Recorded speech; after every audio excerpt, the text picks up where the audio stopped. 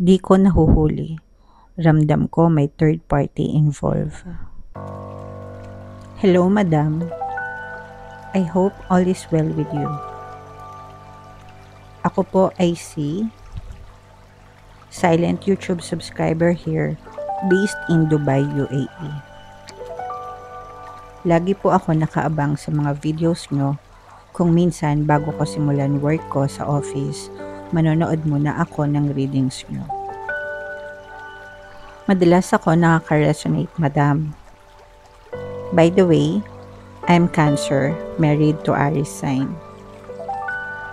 May anak kaming 3, lahat nasa Pinas mga anak namin.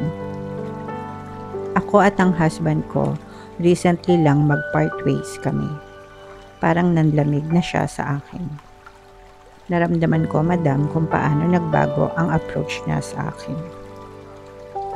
Malakas ang intuition ko, madam.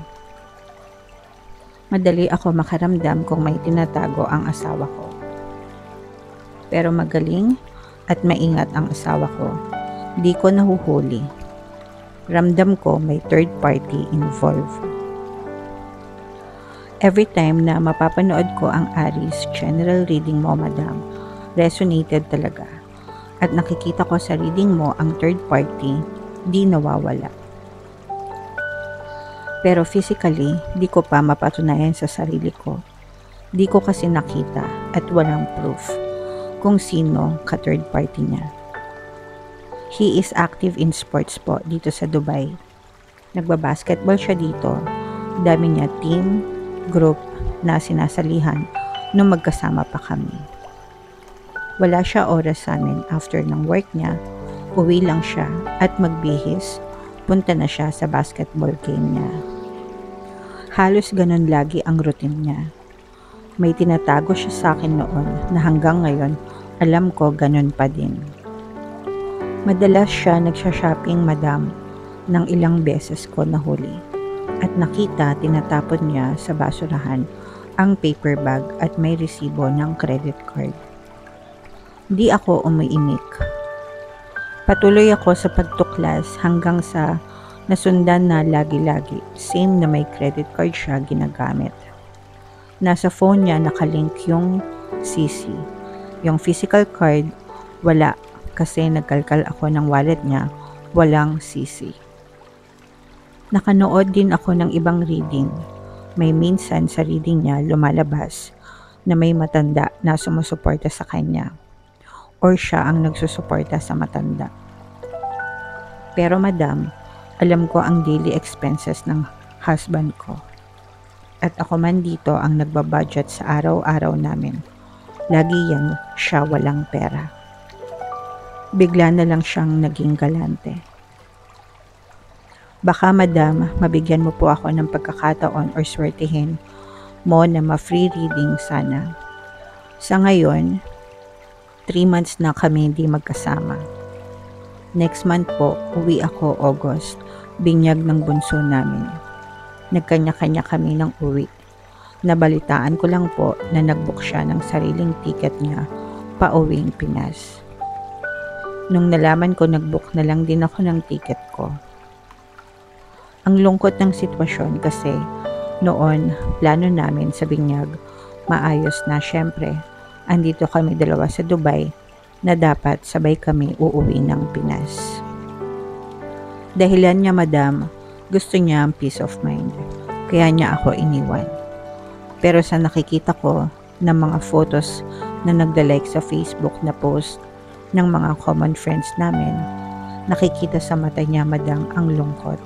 At pumayat bigla, tumanda. Minsan po, nag-overthinking na po ako na baka nga may third party. Tapos paano kung nabuntis niya po? I'm hoping pa din na mabuo kami kasi 3 anak namin. Baka kayo po, madam, ay may ma-advise sa akin. Mga subliminal niyo po, ginagawa ko na pampatulog kasi lagi ako nag-iisip sa gabi. Di makatulog. Thank you and God bless you. Hello guys, hello mga kapiksi. Welcome back sa ating YouTube channel, Pinoy Pixie Tarot. Isang episode na naman tayo ng ating kwentong Kapixie, episode 9. Thank you so much kay Kapixie Gia for lending us her story, mga Kapixie. So, ang reading natin ngayon, no, ay para sa reading ni Miss Gia dun sa story na shinare niya. Titingnan natin yung kanilang energy na mag-asawa. Gagamit tayo ng True Love Spread para sa iyong free reading. Yun yung palagi kong spread na ginagamit every time na nagla-love reading tayo sa kwentong Kapixie.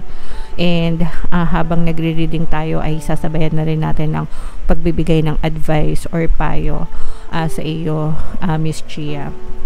Sa mga Kapixie natin na nakaka-resonate sa kanyang story, pwede rin kayo mag-comment, magbigay din kayo ng advice or payo kay Miss Gia sa kanyang pinagdadaanan, no? Be careful lang, reminder lang mga Kapixie, be careful sa pagbibigay ng mga komento dahil ito yung mga totoong tao. These are true people sharing their true stories, and kaya nga sila nag-share kasi gusto nilang manghingi ng advice, and ang goal talaga natin sa series na to is mabigyan ng payo yung mga Kapixie natin na naguguluhan. So be sensitive lang mga Kapixie sa pagbibigay ng advice sa kanila. Okay? So sisimulan na natin yung pagbasa. Nasa akin yung birthday and address, birthday and full name nila Kapixie Gia. So shuffle ko yung cards, hanapin ko yung energy nila dito sa ating reading.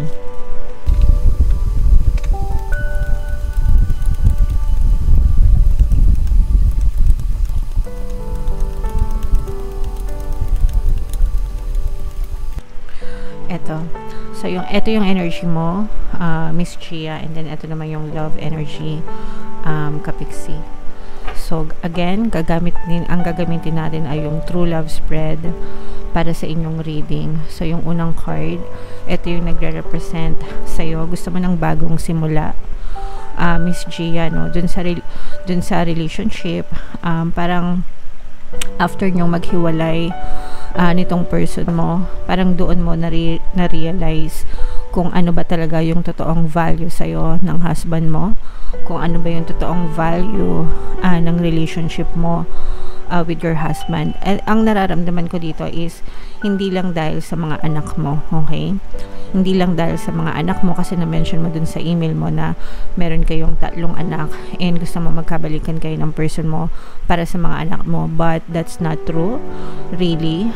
Dito sa, although syempre kasama yon, may contribution yon, pero gusto mo pa rin yung asawa mo, mahal mo pa rin siya, and na-realize mo na, kumbaga parang na-realize mo na yung totoong value ng person mo and yung totoong value na binibigay niya sa'yo dun sa relationship, Kapixie Gia. So ikaw, gusto mo pa rin yung person mo, na-realize mo kung ano talaga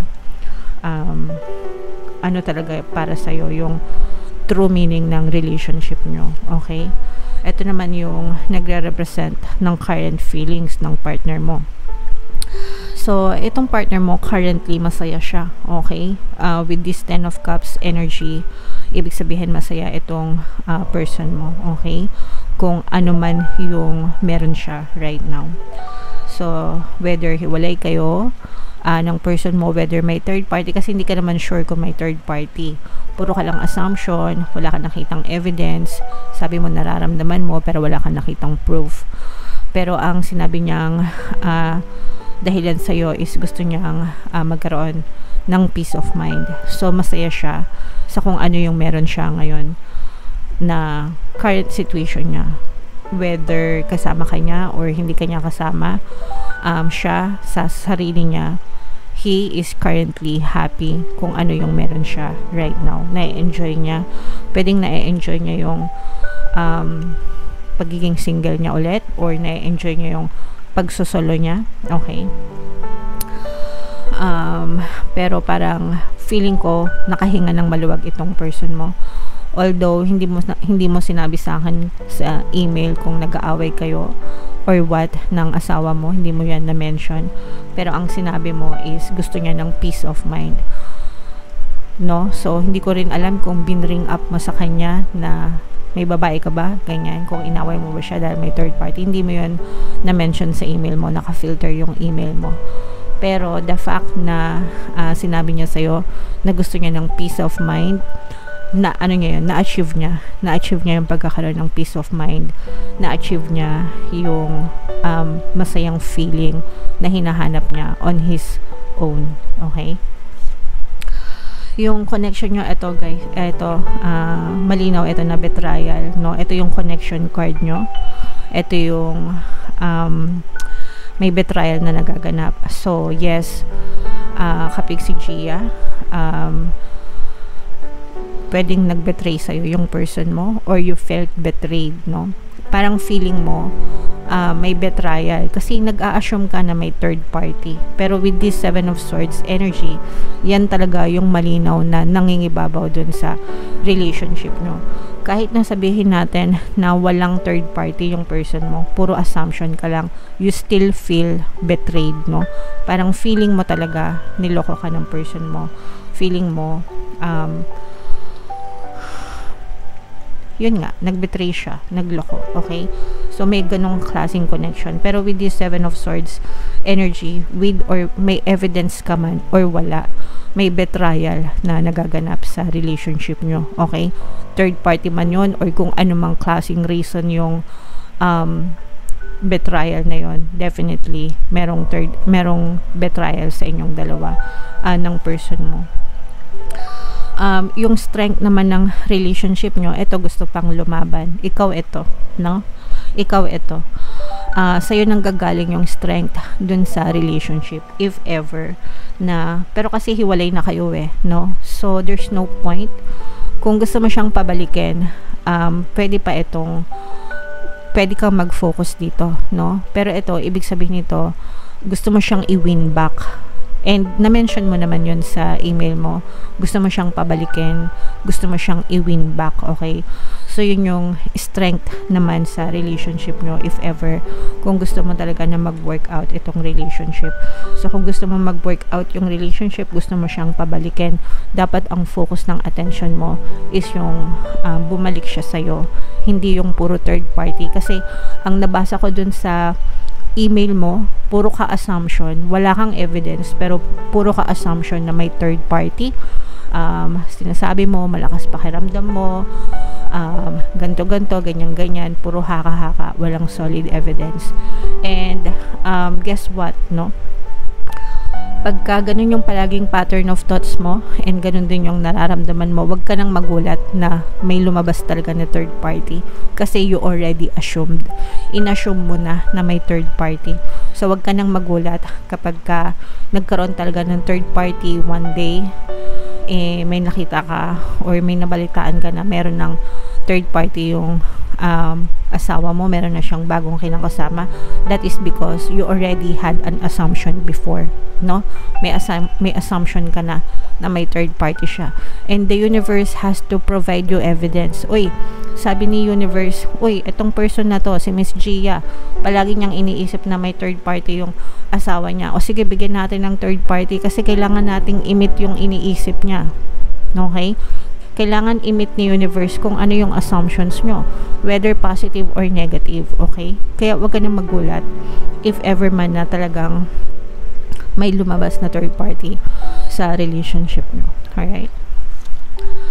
And ito naman ang nagre-represent ng weakness ng relationship nyo, yung pagbabago, no? So, nagkakaroon ng resistance sa pagbabago sa relationship nyo, kapig si Gia. Ibig sabihin, hindi magbabago itong person mo. Not now, not sooner. Naintindihan mo ba? Ibig sabihin, wala kang makikitang changes or wala kang makikitang pagbabago. Yung changes na nakita mo is yung already worst, no? Which is nakipaghiwalay na siya sa'yo, nanlamig na siya sa'yo, okay? Pero yun yung weakness yun yung pinoint out mo dun sa first part ng email mo. Yung nagbago siya for the worst, nanlamig siya, ganyan. Okay, so yun na yung weakness ng relationship mo. Pero hindi siya magbabago ng pabalik sa'yo. Not sooner, not later. Why? Because masaya itong person mo sa kung ano man yung meron siya right now. Na-enjoy niya yung kanyang peace of mind na sinasabi. Okay? Yeah. So, and then itong true love card, ito, this identifies whether maging successful yung relationship nyo or hindi. Yung communication nandun pa rin, no? Pwedeng magkaroon pa rin kayo ng communication, pero hindi na kasing gaya ng dati. And pwede ito mag-provide ng financial support sa'yo, especially may mga anak kayo. So, every time na mag-uusap kayo nitong person mo, parang tungkol na lang sa mga bata or tungkol sa pera. Especially if, let's say, for example, kailangan mong manghingi ng sustento sa kanya para dun sa mga anak nyo, no? Kasi 3 yung anak nyo eh. And kahit na sabihin natin kaya mo naman yung gastos dahil ikaw ay nasa Dubai din, pero iba pa rin na hati kayo sa expenses kasi nga mag-asawa naman kayo. Kahit na sabihin na hiwalay kayo, anak nyo pa rin yan. So, in the future, ang nakikita natin na pag-uusapan nyo na lang is more on mga bata, more on sustento, more on pera. Pero yung pag-usapan pa yung tungkol sa inyo, medyo malabo. Okay? And yung tanong mo is, meron ka kasing tanong na may follow-up question ka. Gusto mong malaman if babalik ba siya sa'yo? Wait, ayan. If babalik pa siya sa amin para mabuo pa ba kami? So, yan yung question mo. Not right now. Not in the near future, no? Hindi pa sa ngayon. Pwede siguro sa future, kapag ka talagang nag-persist ka na pabalikin siya, pwede kung ipaglalaban mo sa isip mo, okay?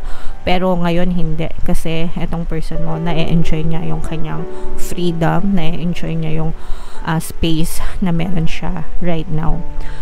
And yeah, so sana nakatulong ito sa'yo. If ever man na gusto mong pabalikin yung person mo, pwede, okay? Unang-una, may mga subliminals tayo dito na libre sa ating YouTube channel, pampawala ng kahit sabihin mo na hindi ka siguradong may third party, inassume mo na kasi, okay? Inassume mo na. Kaya nga sabi ko sa'yo, huwag kang magulat na magkaroon ng third party kasi you already assumed. Again, kung ano yung inisip nyo, yun yung napupush out sa inyong physical reality. Pinagdudahan mo na yung person mo, pinag-isipan mo na siya na may third party, therefore, may third party na yan. Kahit wala ka pang nakikitang evidence, ikaw yung gumawa niyan, ikaw yung nag-create ng assumption yan sa isip mo, okay? Dahil dun sa mga hinala mo, dahil dun sa mga duda mo. Now, pwede kang makinig ng mga subliminals natin, pampawala ng kabit, pampawala ng balakid, pampaloyal, para ikaw piliin, pampabalik yan. Yan yung pwede mong pakinggan. Libre yan lahat sa YouTube. Kung gusto mo magpa-customize, pwede rin, para may pangalan mo at may pangalan ng specific person mo. Pwede ka rin mag-avail ng aking bagong course, paano mawala ang third party at magkaroon ng harmonious na relationship. Diyan, sa course na yan, maiintindihan mo kung bakit kayo nagkakaroon ng third party and kung paano mo mai-eliminate yung third party sa relationship nyo and manumbalik yung pagkakaroon nyo ng harmonious na relationship ng person mo. Okay? If in case na gusto mo lang naman kapiksi. Alright? So, lahat yan, mga ino-offer natin dito sa ating channel para ma-resolve yung mga ganyang klase ng problema na pinagdadaanan mo. Alright? Pero right now, piece of advice ko para sa'yo is mag-focus ka muna sa sarili mo. Pinili nyo nang maghiwalay ng asawa mo, no? Nag-agree ka sa kanya. So, kailangan munang, bago mo siya pabalikin sa buhay mo, kailangan mo munang magkaroon ng acceptance and forgiveness. Hindi lang siya, kailangan ikaw din, you accept your fate and patawarin mo din yung sarili mo. And siya, kailangan ganun din. Alisin mo yung mga galit, resentment, mag-focus ka sa iyong healing at mag-focus ka sa iyong 3 anak. Mag-focus ka din sa sarili mo, okay? Kasi pag may lumalabas na mga third party na energies, lumalabas din yung insecurities nyo sa sarili nyo. That's why self-concept, self-love is very important. Kaya tuwing may mga third party issues, ang palagi kong advice is mag-focus kayo sa sarili nyo. become the better version of yourself. Okay? Kasi kung ganyan palagi yung energy nyo, definitely, kahit na mawala pa yung third party ng person mo na existing, baka hindi ka pa rin yan balikan dahil mababa or hindi maayos yung self-concept mo. So, unahin mo muna yung sarili mo bago mo habulin yung person mo. Kasi kung babalik yan, kayang-kaya mo yung pabalikin anytime. Pero kailangan maayos ka. Maayos yung pakiramdam mo sa sarili mo. Confident ka. You have self-respect. You have self-love. And dapat alam mo kung ano yung deserve mo. Okay? So, focus on yourself. Kapiksi Gia, ayusin mo muna yung sarili mo. You have a lot of negative emotions. Nag-overthink ka. Hindi ka pwedeng makinig ng subliminal tapos nag-overthink ka. Kasi ang sabi mo dun sa email, palagi kang nakikinig ng subliminal, pampatulog, pero nag-overthink ka. Okay? So, sayang. Walang epekto yan. Kasi may mga affirmations yung mga subliminal para ma-reprogram yung subconscious mind. Okay? Pero, nare-reprogram din yung subconscious mind nyo by consciously thinking. So, yung pag-overthink mo,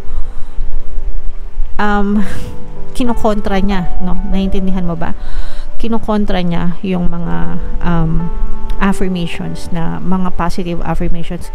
Imagine ha, puro positive affirmations yung nasa subliminal. Tapos nang iniisip nyo, puro negative. So, anong nangyayari? Nagka-clash lang. 'Di ba? And yung negative thinking mo, malakas yan kasi may kasamang emosyon. So, hindi talaga magbabago yung sitwasyon mo kahit makinig ka ng subliminal kung ikaw ay negative naman and negative din yung nararamdaman mo. So, you have to really, really work on yourself first para mawala yung mga negative thinking and negative emotions. Yun muna yung kailangan mong importante mong ayusin. Okay?